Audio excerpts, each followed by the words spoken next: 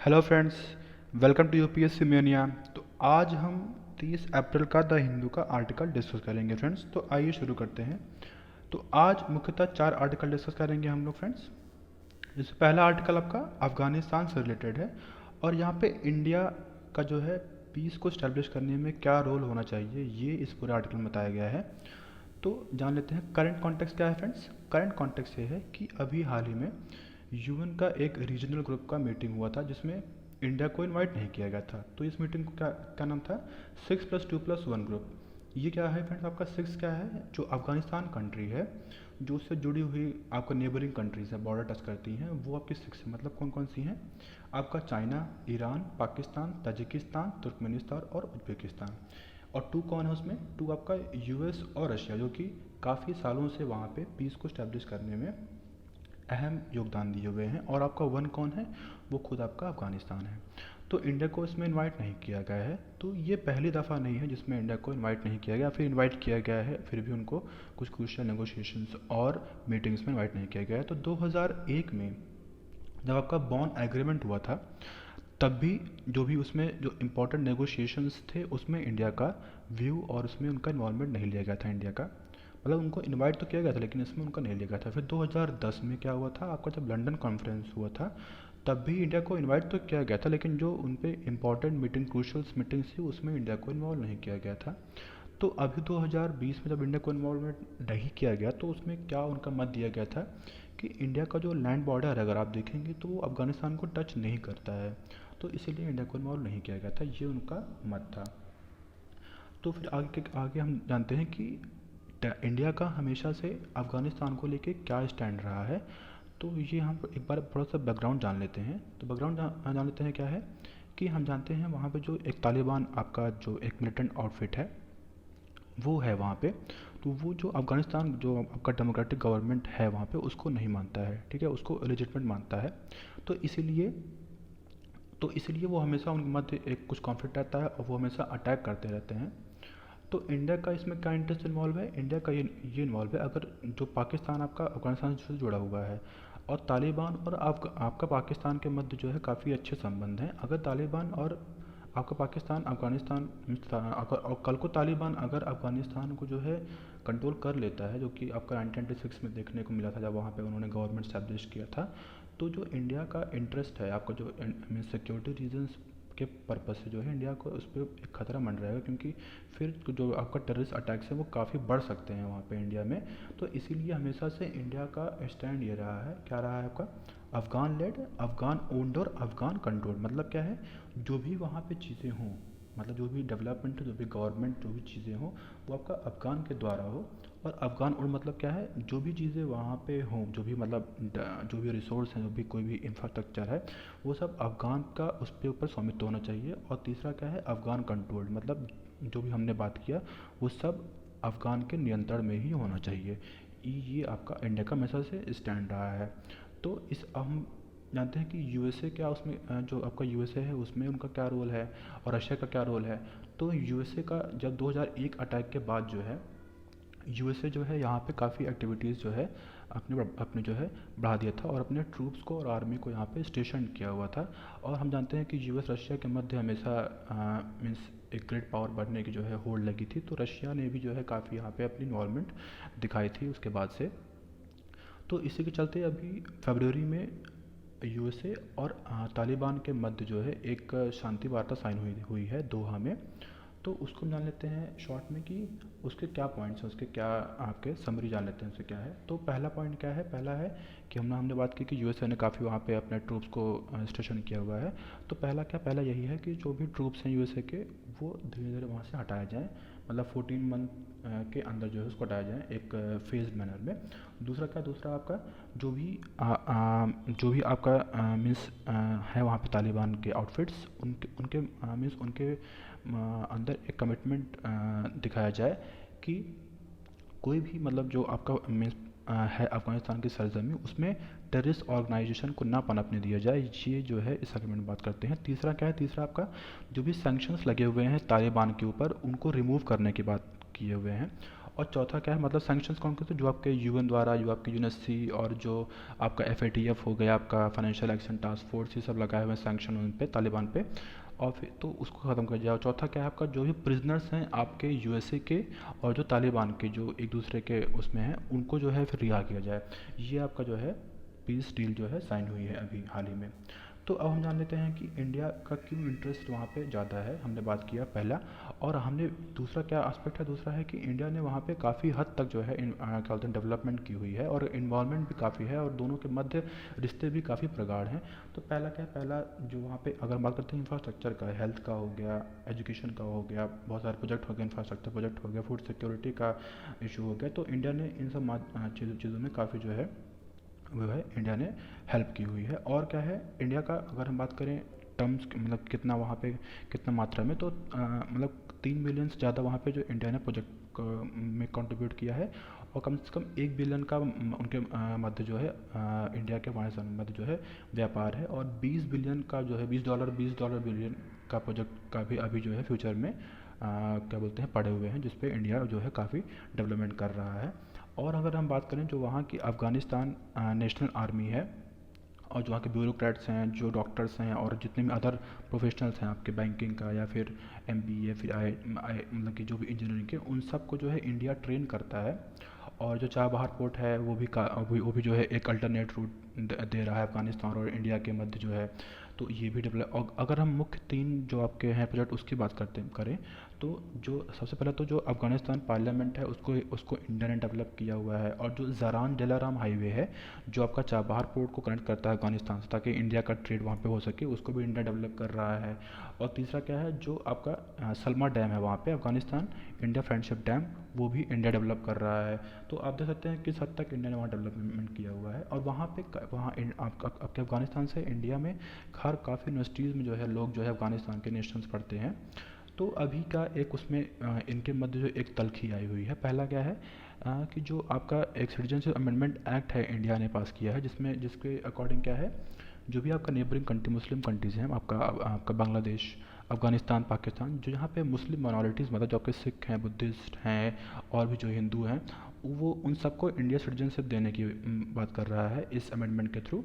तो इसी के चलते जो अफ़गानिस्तान के वहाँ पे लोग हैं उनके मन में एक डिसकंटेंट देखने को मिला है, क्योंकि वो हमेशा इंडिया को एज अ प्लूरलिस्टिक, मतलब अलग अलग रिलीजन के लोग यहाँ रहते हैं, और अलग अलग कास्ट के और आपके मीन्स लैंग्वेज बोलने वाले, तो वो उसको एज अ देखते हैं इंडिया को, और एक उसको एक इंक्लूसिव डेमोक्रेसी मानते हैं इंडिया को। तो ऐसे मूव से उनके अंदर एक डिसकंटेंट पैदा हुआ है। तो अब हम जानते हैं कि आगे पीस इस्टेब्लिश करने के लिए, अगर वहाँ पे मीन्स अफगानिस्तान जैसे हमने देखा अभी कि तालिबान पीस हुआ है और यूएस अपने ट्रूप्स को वहाँ से विड्रॉ कर रहा है, तो तालिबान फिर से वहाँ पे एक्वायर करने की कोशिश करेगा, तो फिर चीज़ें फिर से आगे बिगड़ सकती हैं। जो भी इंडिया का वहाँ पे इंटरेस्ट इन्वॉल्व है, इंफ्रास्ट्रक्चर है, वो खतरे में आ सकता है। तो इंडिया के क्या स्टैंड होना चाहिए आगे, तो पहला तो जो वहाँ के प्रेसिडेंट हैं आपके अशरफ गनी, और जो वहाँ के एक अपोनेंट लीडर हैं आपके अब्दुल्ला, तो जो अभी अभी हाल ही में वो चुनाव हार गए थे, तो उनके मध्य काफ़ी कॉन्फ्लिक्ट देखने को मिलता है।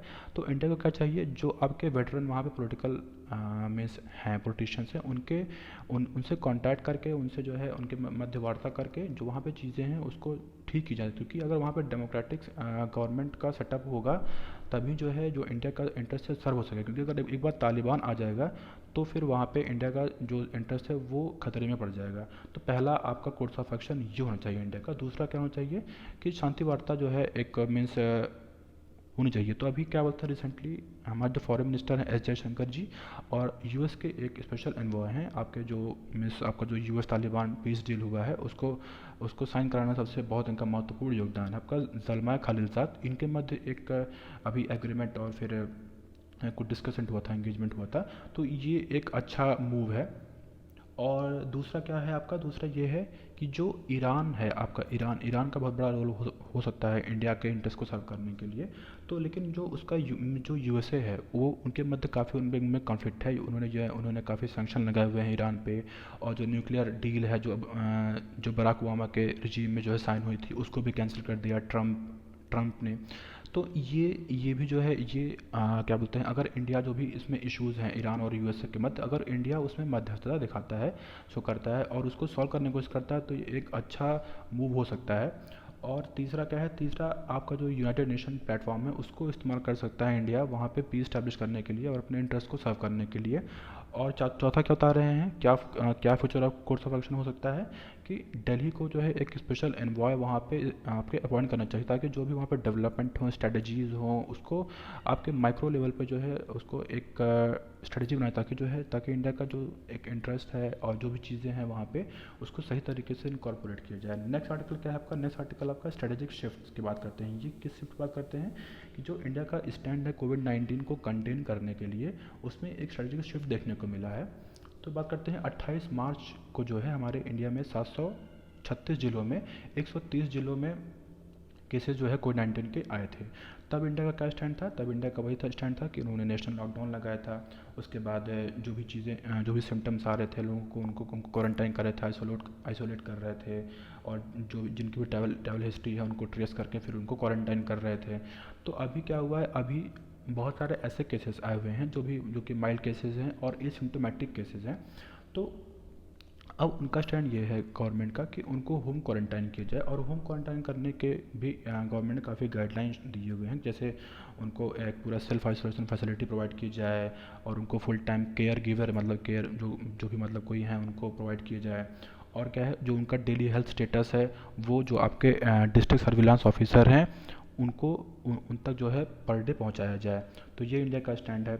और ऐसा क्यों ऐसा हो रहा है, क्योंकि जो हमारे हेल्थ प्रोफेशनल्स हैं, डॉक्टर्स हैं, वो भी काफ़ी इन्फेक्टेड हो रहे हैं। तो अगर वो खतरे में आ जाएंगे तो जो हमारे आपके मोस्ट वल्नरेबल पर्सन हैं, जो जिनको अलग अलग डिजीज़ है, कोमॉर्बिडिटीज़ है, तो फिर उनको प्रोटेक्ट करने में जो है इंडिया आगे असक्षम हो सकता है। तो अभी ज़रूरत ये है कि जो तो पहले तो लोगों को क्वारंटाइन कर रहे थे काफ़ी बड़ी मात्रा में, जैसे केसेस बढ़ रहे हैं तो सबको क्वारंटाइन करना क्या असंभव, क्योंकि इतना फैसिलिटी भी नहीं है और ना ही इतना क्वारंटाइन या आइसोलेशन सेंटर्स हैं इंडिया के पास। तो फिर जो सबसे मोस्ट वनरेबल केसेस हैं जिसमें डेथ केसेस ज़्यादा देखने को मिले हैं, तो उनको प्रोटेक्ट करने की बात कर रहे हैं इसमें आगे। और जो हेल्थ आपका इंफ्रास्ट्रक्चर है उसको रोबस्ट बनाने की बात कर रहे हैं। तो ये आपका देख रहे हैं धीरे धीरे इंडिया का जो स्टैंड है, जो स्ट्रेटेजिक मीन्स स्ट्रेटजी है, वो धीरे धीरे चेंज हो रही है। तो आगे बात करते हैं जो भी आपके जो मोस्ट ऑफ द स्टेट जहाँ पे केसेस ज़्यादा आ रहे हैं, गुजरात हो गया, महाराष्ट्र हो गया, मध्य प्रदेश हो गया, आपका दिल्ली हो गया, उत्तर प्रदेश हो गया, राजस्थान। तो यहाँ पे केसेस ज़्यादा आ रहे हैं। तो यहाँ पे जब केसेस धीरे धीरे कम होंगे तो जो फ्यूचर कोर्स ऑफ एक्शन होगा इंडिया का, तो वो देखने लायक होगा। तो ये बात करते हैं। नेक्स्ट आर्टिकल क्या है, फिर नेक्स्ट आर्टिकल होगा coping with the today planning for tomorrow. ये आर्टिकल आपको बात करता है कि शुरुआत आर्टिकल कैसे होती है। शुरुआत आर्टिकल कहते हैं कि कोई भी समस्या, मान लीजिए बहुत ही बड़ी समस्या आती है, तो आपको कभी कभी तो पता ही नहीं होता है कि जब आप उस समस्या से उबर जाते हैं तो पता ही नहीं होता कि वो समस्या कब ख़त्म हुई और आपने उस समस्या को किस तरह डील किया था। लेकिन जब आप समस्या से उबर के आते हैं बाहर, तो आप आप अपने अंदर एक नया चेंज देखते हैं। आप एक नए आदमी, एक नई सोच आपके अंदर होती है। फ्यूचर मतलब जो भी कोई भी ऐसा प्रॉब्लम आती है उसके लिए आप तैयार रहते हैं। तो कोई भी समस्या आती है तो हमें एक नया सीख ही देके जाती है। ये इसकी शुरुआत बात करते हैं शुरुआत आर्टिकल में। और फिर क्या कहते हैं कि कोविड-19 से जुड़े हुए कुछ इश्यूज़ हैं जिसको जो है देखने की आवश्यकता है। पहला क्या है, पहला तो फ्रेंड्स ये बात कर रहे हैं कि जो भी आपके नेगेटिव टेस्ट आ रहे हैं कोविड-19 से जुड़े हुए, वो क्या इफ़ेक्टिव हैं कि नहीं, क्योंकि उसमें बहुत सारे केसेस ऐसे आए हैं कि फिर से उनको जो है डिजीज़ हुई है, मतलब वो इफ़ेक्टिव नहीं हुआ। आपके जो रैपिड टेस्टिंग हुई है उनकी बात कर रहे हैं। और तो दूसरी बात कर रहे हैं कि क्या कोई पेशेंट है, ठीक है, जो ठीक हो गया है, तो क्या फिर से वो इन्फेक्ट हो सकता है, क्योंकि चाइना में, साउथ कोरिया में बहुत सारे केसेस ऐसे पाए गए हैं। 222 केसेस हमने कल देखे थे साउथ कोरिया में जिनको फिर से इन्फेक्शन हुआ, मतलब उनके अंदर इम्यूनिटी डेवलप नहीं हुई है। और तीसरा क्या बात करते हैं, कौन सा इशू बात करते हैं, तीसरा इशू बात करते हैं कि जो मास्क पब्लिक को पहनने की बात कर रहे हैं, क्या वो हेल्पफुल है या नहीं है, क्योंकि जो asymptomatic cases, pre symptomatic cases हैं, उनके थ्रू भी जो है ट्रांसमिशन बढ़ रहा है। तो क्या ये इफेक्टिव है या नहीं है, ये तीसरी बात करते हैं। चौथी बात करते हैं कि जो भी क्या बोलते हैं वैक्सीन डेवलप की बात कर रहे हैं पूरे वर्ल्ड में, वो किस हद तक पॉसिबल है, क्योंकि वो 12 से 18 महीने लगेंगे वैक्सीन को आने में, और एनिमल टेस्टिंग फिर ह्यूमन टेस्टिंग उस पर होती है। तो ये इसकी बात करते हैं। और फिर पांचवा बात करते हैं कि जो आपका प्लाज्मा थेरेपी है, हमने बहुत सारे वीडियोज़ में बात की है प्लाज्मा थेरेपी क्या होता है, आप सभी जानते हैं, जिसको केरल में, दिल्ली में, अलग अलग स्टेट गवर्नमेंट्स में अलाउ किया गया था। तो इस पे इसकी एफिकेसी पे भी सवाल उठ रहा है और कल हेल्थ मिनिस्ट्री में इस पर यू टर्न लिया, मतलब इस पे इसको क्या बोलते हैं, अप्लाई करने की बात नहीं की है। तो ये आपका इश्यूज़ हैं जो इसमें ये बात करते हैं। तो फिर आगे क्या बात करते हैं, आगे बात करते हैं कि जो आपका मीन्स डबलिंग रेट है इन्फेक्शन में इंडिया में, वो हर 11 दिन में बढ़ रहा है। तो अगर लॉकडाउन को लिफ्ट कर लिया जाता है तो जो केसेस, नंबर ऑफ़ केसेस हैं वो बहुत एक्सपोनेंशियल ग्रोथ पे बढ़ेंगे, फिर उनको स्टॉप करना और फिर क्या बोलते हैं, पॉसिबल नहीं होगा।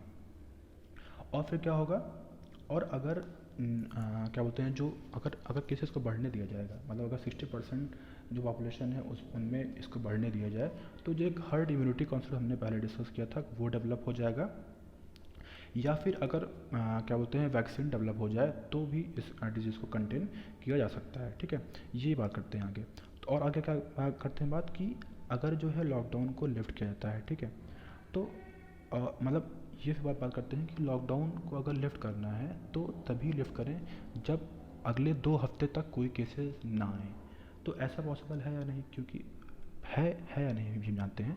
क्यों नहीं पॉसिबल है, क्योंकि अगर 2 हफ्ते तक अगर और, क्योंकि इसमें काफ़ी समय लग सकता है, क्योंकि हमने देखा है कि हाँ पर डे केसेस बढ़ रहा है, ऐसा नहीं कोई किसी भी प्लेस पे केसेस ना आए, तो जो हमारी इकोनॉमी है वो बुरी तरह प्रभावित हो सकती है। तो ये इसकी बात करते हैं। आगे क्या बात करते हैं, आगे बात करते हैं कि अब फिर सरकार के पास क्या ऑप्शन होना चाहिए। क्या पार्शियली लॉकडाउन को ओपन करना चाहिए, कि पीरियडिकली ओपन करना चाहिए, कि कम करना चाहिए, कि धीरे धीरे करना चाहिए, और क्या कि एक बैग जो भी चीज़ें हैं आपका मिस लॉकडाउन है उसको ख़त्म कर देना चाहिए। तो अगर दोनों ख़त्म कर देंगे तो जो अनएम्प्लॉयमेंट है और जो रिसेशन है इंडिया में वो काफ़ी हद तक बढ़ जाएगा, और जिससे इकोनॉमी बुरी तरह प्रभावित हो जाएगी। और अगर नहीं ख़त्म करते हैं या वो करते हैं तो फिर जो मीन्स लोगों का, अगर नहीं तो जो लोगों का हेल्थ है वो मीन्स जो डेथ हो रही है उसको कंटेन करना हम मीन्स कर सकते हैं। और आगे क्या है, तो मतलब यही है कि लोगों का हेल्थ ज़्यादा इंपॉर्टेंट है, क्योंकि इकोनॉमी को फिर से रिवाइव कर सकते हैं, लेकिन एक बार अगर लोगों को हेल्थ, अगर लोगों की मृत्यु हो जाएगी तो वो रिवाइव करना असंभव है। तो लॉकडाउन ही सबसे बड़ा इसका वो है, स्ट्रेटजी है, ये बता रहे हैं आगे। तो आगे बात करते हैं कि प्रेजेंट और फ्यूचर कोर्स ऑफ एक्शन क्या होना चाहिए कोविड-19 को कंटेन करने के लिए। तो इसमें शुरुआत करते हैं एक कोटेशन से, कि एक आपका स्टॉकडेल पैराडॉक्स, ये क्या है फ्रेंड्स, ये एक जिम कॉलिंस हैं, उन्होंने उनकी एक बुक है गुड ग्रेड, उन्होंने उसमें स्टॉकडेल पैराडॉक्स बात की है। तो ये क्या है, स्टॉकडेल आपका यूएस एनिमी, आपका यूएस नेवी में एक एडमिरल स्टॉकडेल थे, जो वियतनाम वार में उनको बंदी बना लिया गया था और 8 साल तक वो जेल में थे। तो उनके अंदर मतलब वो पार्टी ये सोचते थे कि हम कब यहाँ से रिहा होंगे। तो उनके अंदर एक ऑप्टिमिज़्म था, लेकिन उस रियलिटी से भी वाकिफ़ थे कि किस तरह पर डे उनको सर्वाइव करना है। तो वो हमेशा जो है क्या बोलते हैं, अलग अलग जो वहाँ के प्रिजनर्स थे उनके साथ इंटरेक्ट करते थे, और मतलब उनके अंदर एक जोश की भावना रखते थे ताकि कभी ना कभी हम लोग यहाँ से निकलेंगे। तो कहने मतलब आपका जो स्टॉकडेल पैराडॉक्स यही कहता है कि आप ऑप्टिमिज्म तो अच्छा है, मतलब अगर आप ऑप्टिमिस्टिक हैं फ्यूचर को लेके, लेकिन रियलिटी से भी आपको वाकिफ़ होना चाहिए। तो ये बात करते हैं आगे। और आगे एक और कोटेशन बात करते हैं कि मैच्योरिटी ऑफ किसी भी ह्यूमन के माइंड को अगर मैच्योरिटी चेक करनी है तो वो अनसर्टेनिटी में किस तरह वर्क करती है, वो मीन्स ह्यूमन माइंड, तो वही इंश्योर करता है कि ह्यूमन का माइंड कितना मैच्योर है। ये बात करते हैं आगे। अब बात करते हैं आगे कि प्रेजेंट में इंडिया का क्या इन्वेस्टमेंट की फ्यूचर ऑफ कोर्स एक्शन होना चाहिए। तो बात करते हैं कि कम्युनिटी एजुकेशन और कम्युनिटी पार्टिसिपेशन की बात करते हैं इसमें, कि इसमें इंडिया को इन्वेस्ट करना चाहिए काफ़ी हद तक, और गवर्नमेंट पे ट्रस्ट करना चाहिए, जितने भी गवर्नमेंट ले रही मेजर। और ट्रस्ट कैसे डेवलप होगा, जब गवर्नमेंट हमारा हेल्थ जो हमारे इंफ्रास्ट्रक्चर है उस पर काफ़ी हद तक जो है मिस करती है इन्वेस्टमेंट, तब। और क्या है आगे करते हैं, अभी क्या क्या करना चाहिए, तो ये जो भी आपके मीन्स मीडिया और आपके पब्लिक हेल्थ सिस्टम है वो एक सही मैसेज जो है क्या बोलते हैं गवर्नमेंट तक पहुँचाएँ। मतलब कि जो आपकी डेड बॉडीज़ है उसको किस तरह डील किया जाए, क्योंकि ताकि उससे रिस्क बहुत इन्वॉल्व ना हो। जो आपका ग्रॉसरीज है उसको सेफली जो है प्लेस किया जाए, और जो आपके मीन्स न्यूज़पेपर हो। तो इन सब बातों पे जो है एक साइंटिफिक और एक एविडेंस बेस्ड इंफॉर्मेशन जो है डिसमिनेट करना चाहिए, ताकि लोगों के अंदर एक सही अगर इन्फॉर्मेशन होगी तभी वो आगे क्या बोलते हैं उसको क्योर करना जो है फिर आसान हो जाएगा, तब क्योंकि तभी जो है लोग उसकी महत्वता को समझेंगे।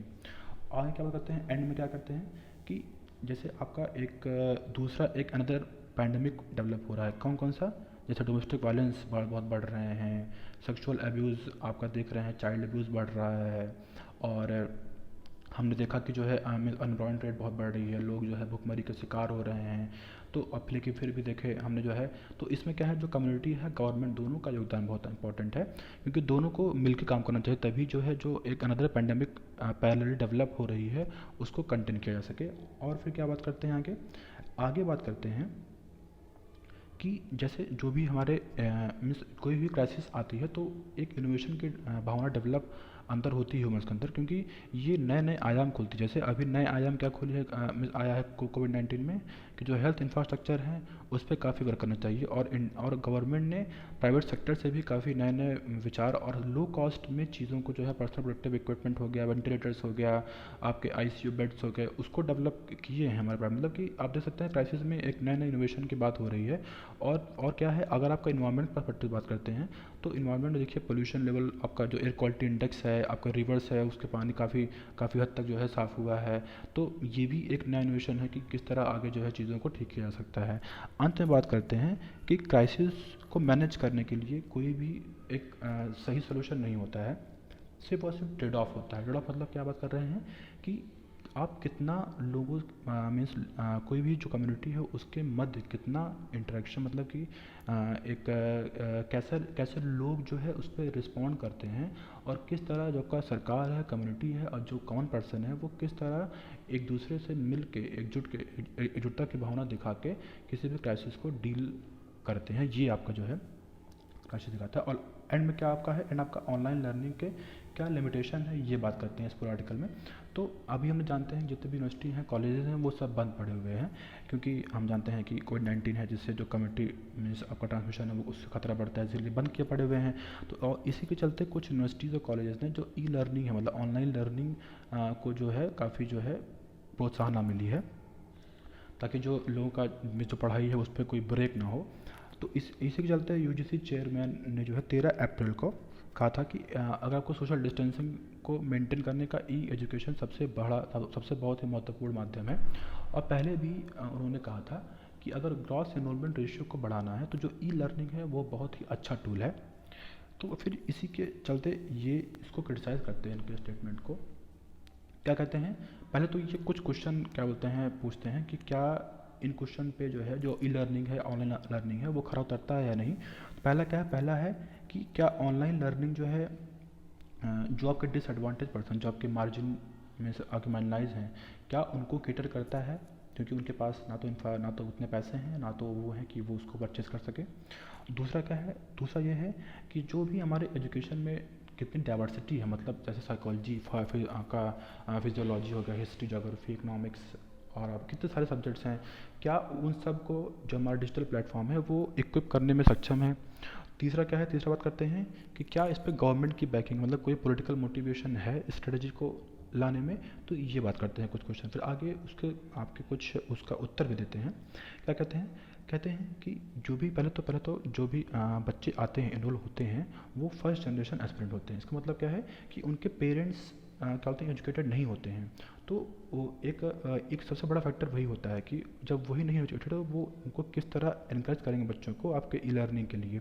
तो ये सबसे बड़ा वो है। और फिर आगे क्या करते हैं बात कि जब भी कोई बच्चा आपका एनरोल होकर आता है तो वो सिर्फ और सिर्फ, अगर आप बात कर रहे हैं इन्वायरमेंट को बढ़ाने की, तो सिर्फ वही नहीं है, वो उसमें काफ़ी सोशल बैरियर्स भी, मतलब वो किस इन्वायरमेंट से आ रहा है और फिर किस नए इन्वायरमेंट में आ रहा है, लोगों से कैसे इंटरेक्ट हो रहा है, मतलब इन्वायरमेंट का भी अंतर होता है। तो कहने के बाद ये है कि सिर्फ और सिर्फ इन्वॉल्वमेंट ही नहीं, बल्कि सोशल इन्वायरमेंट और लोग उसका एटीट्यूड वैसा भी डेवलप होना आवश्यक है। तो वो ई लर्निंग क्या कैटर कर पाएगा। और अगली क्या बात करते हैं कि जो एक डिजिटल डिवाइड है हमारे पूरे कंट्री में, तो उसको उसको मद्देनज़र रखते हुए अगर लोगों के जो आपका हम जानते हैं कि डिजिटल जो आपका ई लर्निंग है उसमें कंप्यूटर से इंटरनेट आपका रोबस्ट होना चाहिए, तभी आपका ई लर्निंग पॉसिबल हो सकता है।